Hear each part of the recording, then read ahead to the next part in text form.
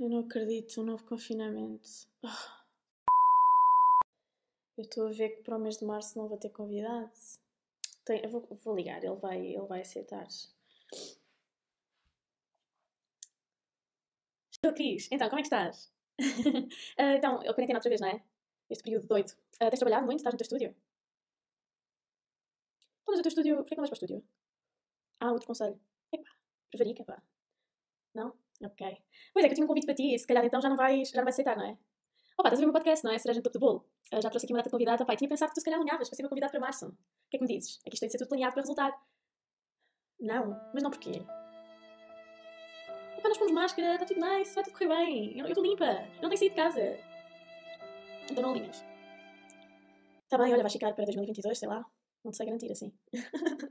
Está bem. Então vá. Tchau, fica bem. Raios.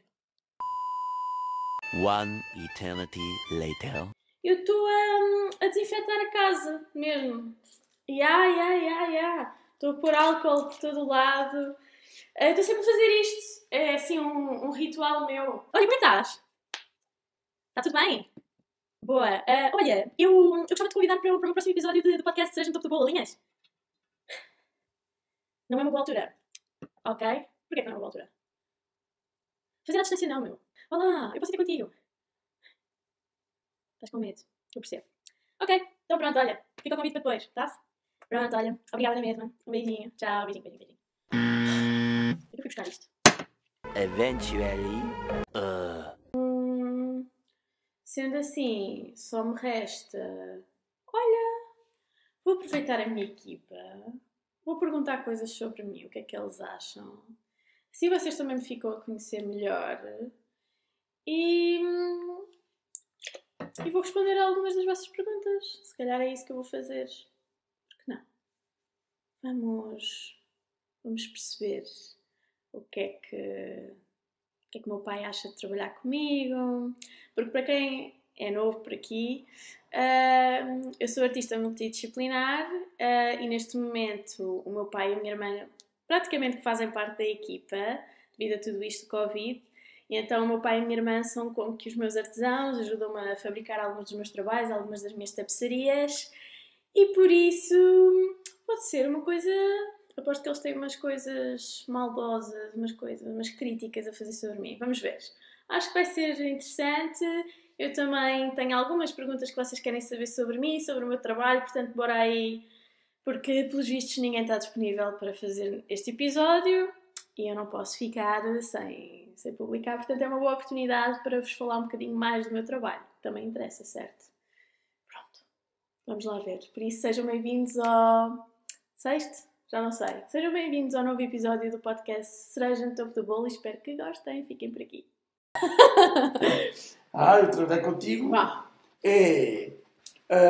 tu começas a fazer as coisas muito bem e não tens a noção perfeita daquilo que vai acontecer. Como assim? Como o trabalho, que é assim, tu começas a imaginar, tens muita imaginação, ou seja, começas a imaginar, tu foste sempre assim, imaginas, e depois, no papel, tudo depois muito bonito, só que depois aquilo para se fazer na realidade é uma dor de cabeça. Depois, é isso, e olha, por exemplo, esta que eu estou agora a fazer. Exato. Que é a grande dor de cabeça. Uma das coisas que não tem, propriamente a ver de trabalhar contigo e ao mesmo tempo tem, é...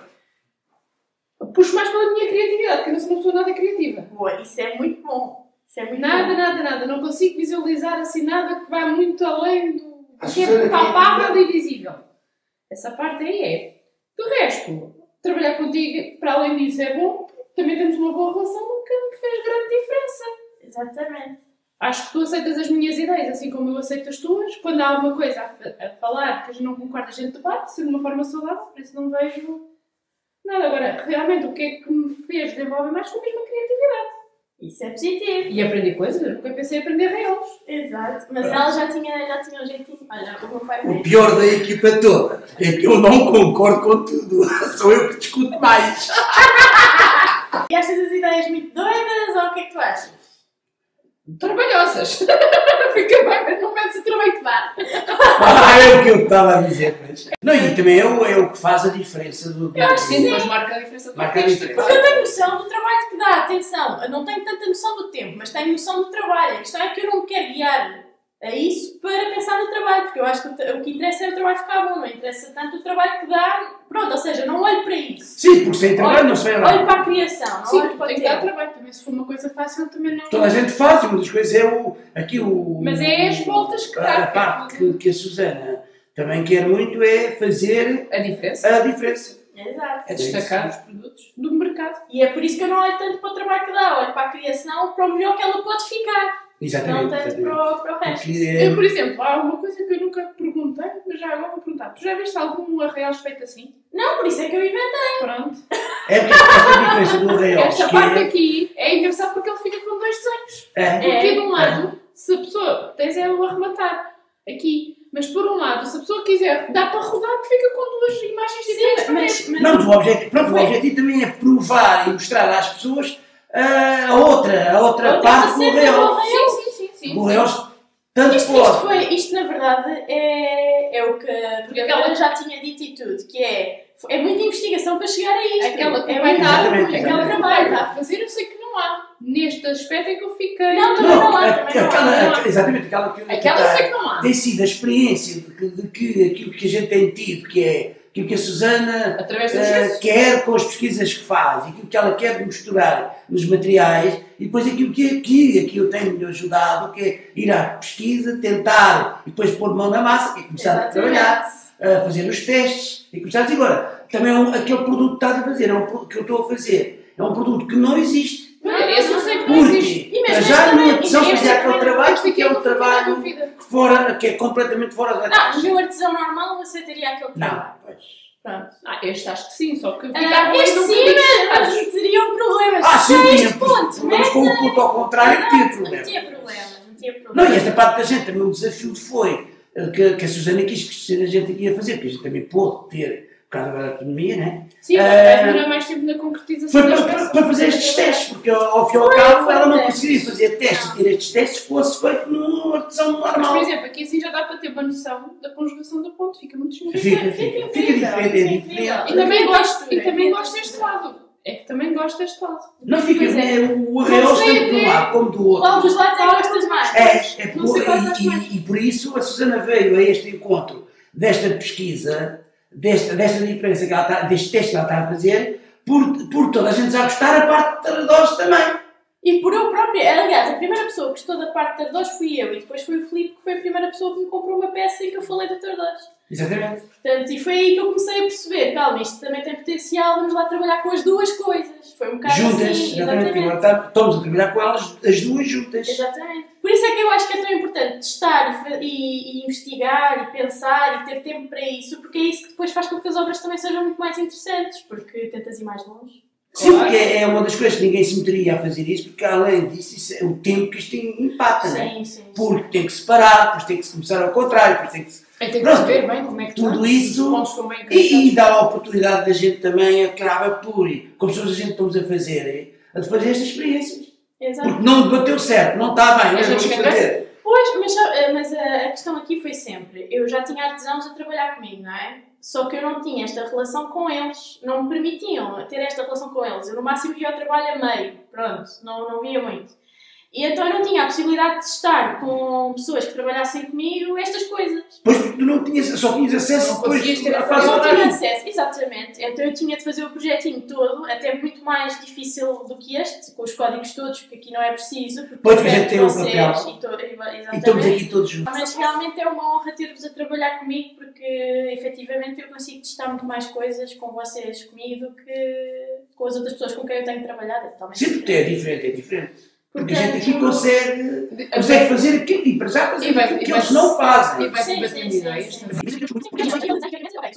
Esta peça também vai ficar muito. É uma peça muito interessante, é uma peça também que vai ficar muito Não, bonita. e é a maior até agora. É maior. Aliás, que eu não estava a E pensar. a nível de cores, Quando ela acho que disse, mais. ó pai, estou a pensar fazer umas coisinhas para a gente. Umas fazer tirinhas. cá, umas tirinhas. Umas tirinhas. Alguma vez eu pensei. A gente a pensar que eram umas tirinhas pequeninas. Não, mas logo. Uma aventurinha, uma coisa de uma vez. sobremesa deste tamanho.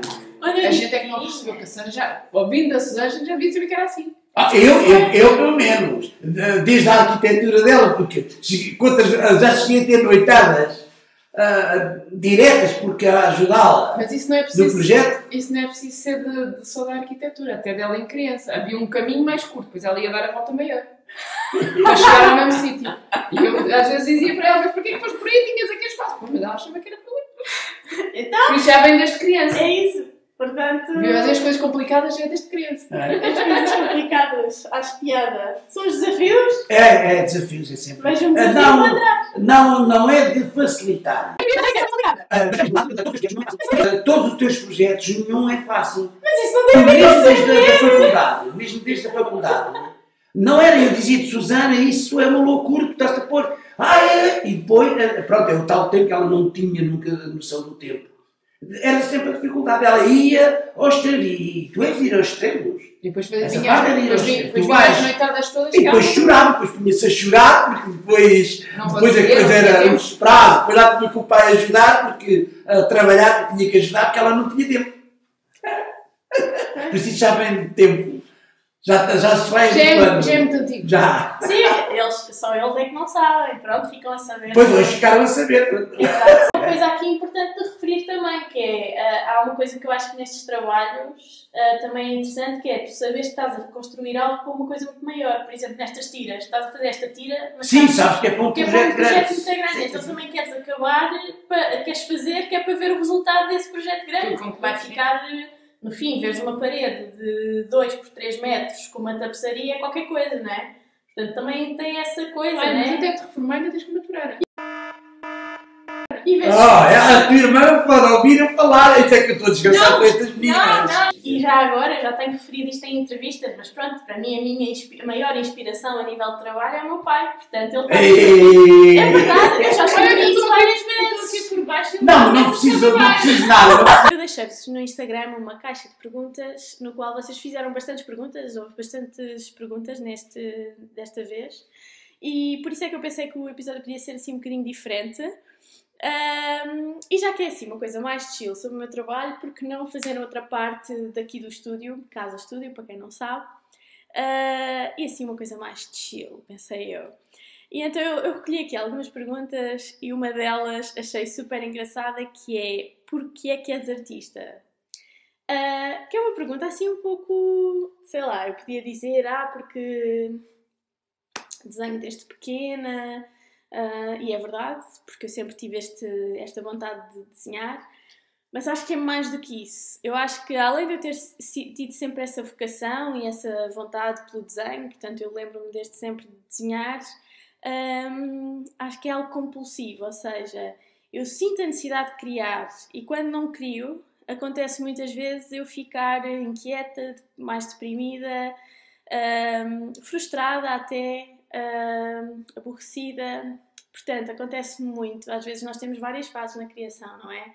Há fases em que estamos a criar, a produzir, há fases em que temos de tratar de coisas de comunicação, outras coisas. E por isso há fases que não estamos tão a criar, não é possível criar tanto. E nessas fases eu começo a sentir-me efetivamente frustrada, angustiada, porque quase que perdes momentaneamente o teu propósito, porque o teu propósito é criar, então eu tenho essa compulsão, eu tenho que estar sempre a criar alguma coisa nova, e se não criar começo a sentir ansiedade. Acho que pode ser... Eu não sou muito ansiosa, acho que fui mudando isso em mim, estou cada vez menos ansiosa, mas quando não crio durante muito tempo começa a surgir ansiedade. Portanto, se calhar uma das coisas que me vai curar esta ansiedade é efetivamente criar mais. Portanto, sempre que eu crio fico mais saudável mentalmente. E portanto eu diria que eu sou artista porque tenho realmente uma compulsão e uma necessidade extrema em criar algo, e que essas criações tenham algum significado para o exterior, para vocês. E por isso eu acho que é por isso que eu sou artista. Depois, tenho aqui várias, eu vou tentar selecionar, mas consideras que a tua formação em arquitetura influencia a arte que crias? Sem dúvida, porque já me aconteceu várias vezes, porque eu estou a estudar também, já aconteceu várias vezes os professores terem a necessidade de me perguntar qual é a minha área de formação, precisamente porque percebem que há ali outras influências, há ali outras... Porque eu tenho muita noção de espaço, muita noção... A minha máquina está a ficar sem bateria. Hell no. Isto hoje está tudo a correr mega bem, não sei se já perceberam, não há convidado, não há nada, né? Mas, efetivamente, eu tenho bastante cuidado com... Tenho muito cuidado com a área que ocupo de desenho, os vazios e os cheios, e é uma coisa que é sem dar conta, portanto eu não dou conta dessa preocupação, está ainda dentro em mim, que é muito influenciado pela arquitetura, porque nós vamos muito, quando estamos a projetar, fazemos muito pelo vazio e pelo cheio, por questões de áreas, quase trabalhamos por áreas também. E mesmo os métodos que eu utilizo, por exemplo, para as tapeçarias, eu vou sempre a ferramentas digitais que estão muito relacionadas com a arquitetura. Eu uso o AutoCAD e de repente pode ser estranho um artista usar AutoCAD, mas eu uso como processo quando eu preciso ser rigorosa, portanto não há grande coisa a fazer, eu preciso de rigor, portanto nesse momento vou para o meu querido AutoCAD. Além de usar todas as ferramentas que aprendi na faculdade, Photoshop, se for algo mais tridimensional, se calhar vou para um programa de 3D, como o Rhino. Portanto, estou sempre a recorrer às minhas ferramentas de arquitetura. Além de que, para ser sincera, o curso de arquitetura não é qualquer pessoa que o faz. Quem é arquiteto sabe disso. É um curso extremamente duro e é preciso muita resiliência para o fazer e ser bem sucedido nele. E por isso muitas diretas envolvidas, e por isso acho que também me deu muita estaleca, e por isso é que se calhar às vezes eu estou cansada e se calhar nem pareço bem que estou cansada, e por isso é que aceito reuniões às tantas das horas. Se calhar também não devia aceitar essas reuniões. Outra pergunta: estás a estudar neste momento, que opinião tens sobre o ensino artístico em Portugal? É assim, eu não tenho muita experiência do ensino artístico fora do país, tirando algumas amigas minhas com quem eu tenho contactado, com quem eu tenho falado, e que por isso tenho noção do que é que elas apanham lá fora. Agora até estava a tentar dizer o nome de um sítio, mas não me está a surgir. Mas uma coisa que eu acho é que nós temos efetivamente ótimas escolas. Eu já andei nas Belas Artes e neste momento voltei a estudar na Arco. Já estou a estudar na Arco há 2 anos, portanto já tenho algum voto na matéria para dizer o que é que eu acho da Arco. E sinceramente, entre as duas, a Faculdade de Belas Artes é excelente, só que eu acho que ainda tem um pensamento um pouco mais antigo, pelo menos no momento em que eu lá estudei, enquanto que a Arco é assim um pouco mais alternativa, dá-nos mais abertura para ter um outro tipo de pensamento, leva-nos mais para o pensamento conceptual, que eu acho que é interessante, mas não deixa de estar formatado. No entanto, a Arco tem uma coisa que é muito interessante, que é olha mais para o aluno individualmente. Se calhar porque as Belas Artes também são mais alunos do que na Arco, mas a Arco tenta efetivamente olhar para ti, as tuas necessidades, a tua arte específica é muito diferente do colega e vamos lá explorar isso. No entanto, há falhas, como sempre, no ensino em Portugal, que para mim têm a ver com a questão de o artista sai e não sabe o que é que pode ser. Pensam que só podem ser exclusivamente artistas plásticos e não, e além disso, inicialmente até convém terem outras experiências, outras coisas, para saberem como funciona, terem contacto até com outros artistas, outros estúdios. E podem ir para áreas mais de investigação, ou podem efetivamente ir para artes plásticas, ou podem concentrar-se numa das áreas. Bem, o que eu sinto é que as universidades e as escolas de ensino superior artístico em Portugal não exploram muito essa vertente, só se preocupam com a produção artística, que é efetivamente a mais importante, mas não deixa de ser importante esta outra área. E também falar um bocadinho do lado comercial, não é falado de todo, recusam-se a falar. Eu já acho que já falei disto num vídeo com uma das minhas convidadas. E por isso talvez seja o que me chateia mais no ensino artístico em Portugal e que eu acho que é pior, mas nós temos um ótimo ensino artístico, de resto, a nível de produção artística eu acho que é muito bom e realmente a Arco é uma ótima opção, eu gosto imenso. Por isso, se quiserem escolher a Arco, tem imensos cursos, imensas vertentes e ainda tem um aspecto um bocadinho personalizado para cada um de vocês. Olha, o que achas que os artistas recém-formados deveriam saber antes de entrarem no mundo artístico? Deveriam saber essas várias vertentes porque eu até num episódio com a Lígia falo, portanto, das várias possibilidades de carreira, também um bocadinho de gestão de carreira. Deviam saber o que é que podem fazer. Provavelmente já sabem que é tramado, é difícil, não é realmente uma coisa fácil de se fazer na vida, mas que devem saber que têm de ser super resilientes, que não devem nunca desistir apesar das dificuldades. E uma coisa que acho que é super importante e que às vezes também não se fala é que há vários ateliês de artistas, outros estúdios que precisam de apoio, de assistência. E que é importante efetivamente ter uma experiência profissional, não se tem de partir logo para artista a título pessoal e projeto individual. Acho que se pode perfeitamente ter outras experiências, como a que eu tive, aliás, apesar de ter tido na vertente da arquitetura, mas que acabou por também estar ligada à parte artística. E portanto acho que ir para um estúdio, ter outra experiência pode ser uma mais-valia, e é uma mais-valia antes de explorar essa parte, até porque depois vocês vão encarar outras áreas que são super importantes, porque isto é realmente um mundo. Várias pessoas, são vários os intervenientes, nunca são vocês sozinhos, principalmente se quiserem ir longe, digamos assim. Vão ter de trabalhar provavelmente com produtores, curadores, diretores artísticos, etc. E para ganharem mais noção desse universo, é super importante contactar com ateliês de outros artistas. Além de visitas, como é óbvio, trabalhar mesmo neles. E há vários artistas que precisam de apoio. Inclusive eu não trabalho sempre sozinha, portanto acho que é sempre uma mais-valia ter outras experiências profissionais. Outra pergunta: qual é a peça que criaste que mais gostaste e qual o motivo? É assim, agora é difícil dizer porque estou a criar 2 peças que estou a amar criá-las, que têm tudo a ver comigo e que me identifico imenso, mas assim uma peça que já esteja terminada e que eu tenha realmente gostado é a Headway, que encerra a exposição Unfolding, a minha exposição que vai reabrir agora em abril, portanto fiquem atentos. E essa foi efetivamente a que eu mais gostei. E ela pergunta qual o motivo. Qual o motivo? Porque sinto-me completamente eu naquela peça, descobri-me imenso naquela peça. Foi muito natural a ideia, até vos posso dizer, eu já tinha a ideia de misturar o têxtil com algo mais rígido, ou cerâmica, ou gesso, há muito tempo. Só que ainda não tinha tido tempo ou para ir para uma fábrica fazer residências, por exemplo, uma fábrica de cerâmica. Não tinha tido tempo para pôr em prática essa parte da parte rígida.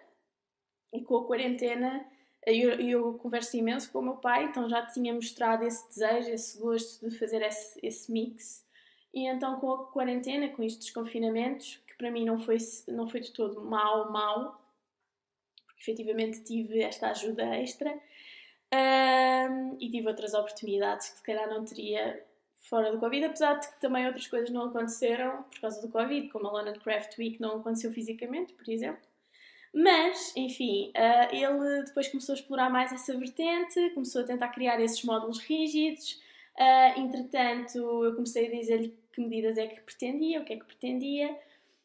E no final de contas, num fim de semana, na praia, eu estava muito inspirada e tive assim um flash da imagem que queria da peça. Cheguei, esquicei, apenas uma tarde bastou para ter um esboço já bastante avançado da peça, e depois foi só produzir e senti-me completamente eu naquela peça, espelhada. Foi assim uma coisa até meio espiritual, é difícil explicar porque tanto no processo como no fim eu senti que eu era a peça e que a peça era eu, e portanto senti que havia ali uma fusão. Por isso é que eu digo tantas vezes também no meu Instagram que é importante cada um de nós seguir o seu caminho, inspirar-nos em mestres, inspirar-nos em outros artistas, mas nunca, mesmo que seja inconsciente, tentar nunca ir pela cópia, porque senão estamos a fugir do que é nosso. Porque efetivamente cada um de nós tem um caminho a seguir, cada um de nós deve por vezes isolar-se, fazer a sua autorreflexão, porque isso é que vai trazer frutos no futuro e nos vai individualizar uns aos outros, e por isso é por isso que eu gosto tanto desta peça. Como surgem os títulos das tuas obras? Os títulos das minhas obras é assim, todas as obras têm uma história, vêm de algum eu tenho os meus temas, não é? Que eu já tenho dito, da emoção, também da mulher. E então, a priori, a peça vem de algum lado, não é? De alguma ideia, de alguma coisa que eu pretendo transmitir. E depois eu escolho um título que vai de acordo com a narrativa que eu quero passar. Então o título está muito de acordo com essa narrativa, com esse texto que eu escrevo por vezes sobre a peça, ou que tenho a ajuda de algum curador para escrever o texto da peça, mas que tem tudo a ver com essa narrativa que eu pretendo passar. E portanto acaba por ser isso. Por exemplo, a headway significa progresso, avanço, e a headway tem muito a ver com a pandemia. Todo o texto que eu produzi para a peça tem tudo a ver com os efeitos psicológicos e emocionais que a pandemia teve em nós, seres humanos. E então, headway é vontade de progresso, avanço, então tem muito a ver com isso. Vamos progredir apesar de tudo o que está a acontecer. E pronto, tem sempre a ver com essa narrativa, portanto. Tu és uma artista que trabalha múltiplas matérias e técnicas. Quais foram as que mais te agradaram de explorar ou trabalhar? As que mais agradaram têm a ver também com as que tu te sentes mais à vontade a trabalhar ou que te dá mais gosto a trabalhar. E sem dúvida, as que me dão mais gosto a trabalhar neste momento é a gravura, os vários tipos de gravura, são vários, a tapeçaria de arraiolos essencialmente, apesar de por vezes testar outras coisas, o gesso e as aguadas. Por vezes eu gosto de fazer aguadas e fazer ali também uns mixes, coisas mais líquidas, por exemplo a tinta da China e colines. Mas mesmo assim os 3 temas principais são a gravura, o gesso e em módulos e a tapeçaria. São estes que mais me agradam porque também são estes que eu me sinto mais à vontade de trabalhar e me sinto mais eu. Portanto, daí o motivo, que era o que eu falava há pouco. O teu processo de trabalho é sempre igual para a elaboração, criação das tuas obras? Não. Quer dizer, eu tenho processos que acabam por ser mais ou menos semelhantes, mas não é sempre igual. Está, por vezes, e isto é mesmo verdade, por vezes uma peça surge-me de um flash, como a Headway. Eu estou num sítio que nada tem a ver e de repente tenho a ideia e preciso registrar a ideia o quanto antes para não a perder. Ou às vezes é tão forte que nem preciso de registar porque fica super vincado na cabeça, mas geralmente é sempre bom registar porque pode dissipar-se. Mas pode surgir de um flash porque é uma ideia que eu já ando a maturar há algum tempo e de repente... Ou então até posso estar um pouco mais vazia de ideias numa determinada fase e então o meu processo criativo já passa por me voltar a cultivar, voltar a ler textos, voltar a inspirar-me, principalmente em palavras, mais do que em imagens. Ou então vou ver uma arte completamente diferente da minha, coisas mais fora da caixa, ou para tentar libertar um bocado a cabeça e pensar em coisas novas. Portanto, tenho estes 2 processos no início do trabalho. Depois, passa mais ou menos pelas mesmas coisas. Portanto, por vezes, faço apenas um esboço manual, outras vezes sinto necessidade de fazer mais estudos de cor no iPad, porque o iPad anda sempre comigo também. Por vezes, no caso das tapeçarias, acabo por também passar pelo AutoCAD, mas aí os processos são mais ou menos semelhantes, por assim dizer. Por isso é isto. Portanto, no início da criação é que pode ser um bocadinho mais diferente, depende se a coisa está a fluir mais ou menos, mas depois o processo é mais ou menos parecido. Sendo que, como eu sou meio maluca e às vezes tenho ideias completamente diferentes umas das outras, depois os processos têm de se adaptar um bocadinho a essas ideias. Utilizas cores muito fortes e contrastantes nos teus trabalhos. Isso tem alguma explicação? As cores estão muito associadas à mensagem que eu quero transmitir e ao sentimento que eu quero transmitir. Aliás, eu tenho um livro que comprei recentemente que também fala um bocadinho da psicologia das cores, sendo que consoante se estás na Europa ou se estás num país asiático, por exemplo, o significado das cores é diferente nessa questão mais da psicologia das cores, não fazia ideia. Mas uma determinada cor traduz-se num sentimento, numa emoção. Tu sabes perceber quando aquela cor é forte, está a transmitir mais garra, mais agressividade. E então as cores têm muito essa ligação com a emoção que eu pretendo transmitir. Sendo que geralmente eu gosto sempre de transmitir coisas muito fortes, portanto tendencialmente vou para cores mais fortes. Os laranjas, os vermelhos, O roxo também é uma cor forte, apesar de ser mais fria, também é uma cor bastante forte e eu agora estou a ir mais para essa parte. Estou a fazer uma peça com roxos, por exemplo. E por isso, geralmente, tendencialmente cores fortes, porque também tendencialmente são emoções fortes. Já tens paletas de cor pré-definidas que recorres ou vais criando novas? Vou sempre criando novas. Não gosto de ter padrões. Não gosto de ter nada que me... Porque é assim, há uma coisa que eu acho mesmo, que é um artista não se deve prender a uma receita, a um padrão. E por isso acho que não deves ter... tens as paletas que mais te identificas, mas quando inicias um trabalho é bom te distanciares disso, para não estares a seguir receitas e padrões, porque a peça vai ficar muito melhor se não as seguires. Como em tudo na vida, na verdade, se formos a pensar. Mas não tenho paletas de cor já definidas. Às vezes vou buscá-las porque aquele trabalho me está a pedir aquilo, mas não gosto de pensar num trabalho e querer que seja aquela paleta de cor. Não. Quando te iniciaste como artista, tiveste desde logo o teu estúdio ou foi algo que foste construindo com o tempo? É assim, este estúdio tem uma história engraçada. Isto é casa-estúdio e já vem de família, mas era completamente diferente. E a casa é muito grande e então mais tarde eu senti a necessidade de ou sair ou ficar, mas que tinha de ir viver sozinha. E então, como eu sou arquiteta, fiz o projeto, portanto eu já estudava, a arquitetura já estudava no espaço que é o meu estúdio, portanto sempre tive esta ligação com o estúdio, mas era completamente diferente. E como sou arquiteta, fui modificando o espaço, fui projetando, fui alterando, e neste momento está como vocês o conhecem já, que eu tenho mostrado em vídeos e fotografias, mas fui construindo, portanto é um espaço que eu já tinha, mas que fui construindo. Que tens um trabalho e estudas ao mesmo tempo, quanto tempo consegues dedicar ao teu projeto artístico? Eu consigo dedicar bastante tempo ao projeto artístico no momento, porque tenho 2 manhãs de aulas, quer dizer, mas tenho o tempo bastante ocupado, mas é mais porque eu trabalho ao fim de semana também, então consigo aqui ir gerindo. Tenho apenas 2 manhãs de aulas, sendo que depois convém dar sempre pelo menos mais um dia de trabalho, e neste momento o meu part-time só me ocupa 1 dia e meio, portanto é bastante bom. Nesse aspecto de conseguir ter bastante tempo para o meu projeto artístico. E depois, pronto, reuniões e coisas também ocupam bastante tempo, mas consigo ter bastante tempo para o meu projeto, diria eu. O que achas de parcerias entre artistas? Eu acho super bem. Eu acho que temos sempre alguma coisa a aprender uns com os outros. As parcerias que já fiz, aprendi sempre algo.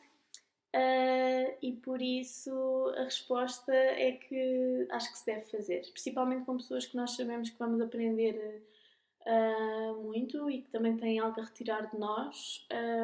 Acho que sim, porque não? Acho que vem sempre daí algo positivo. Existe algum artista com quem gostarias de estabelecer uma parceria? Quem?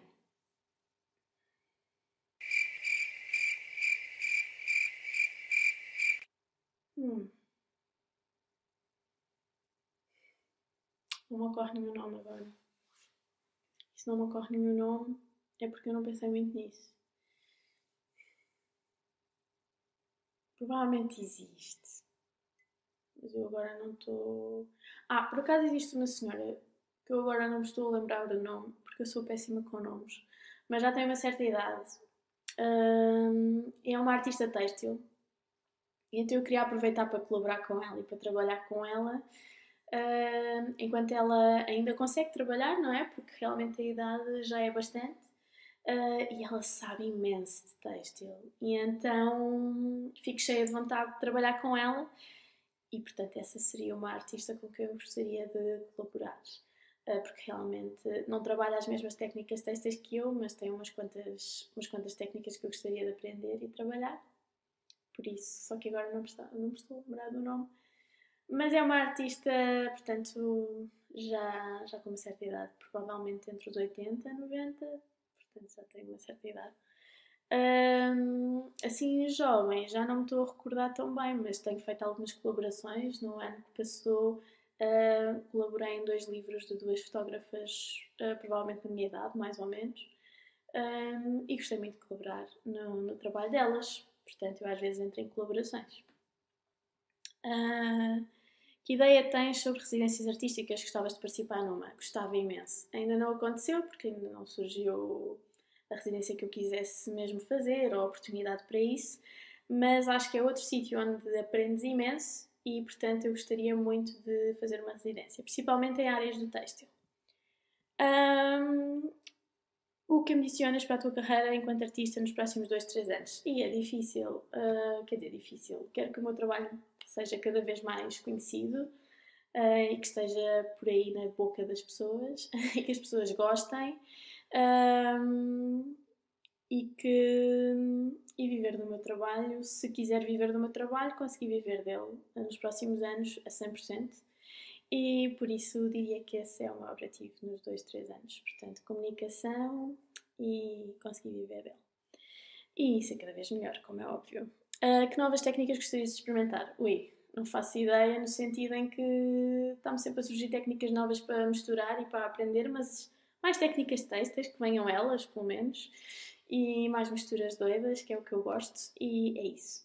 Bem, a nível de perguntas a minha máquina, a bateria está outra vez a dar de si, e por isso espero muito que tenham gostado deste episódio do podcast. Acho que foi assim mais relaxado, mais chill, e acho que me ficam a conhecer melhor. É também no outro espaço do estúdio, portanto acho ótimo.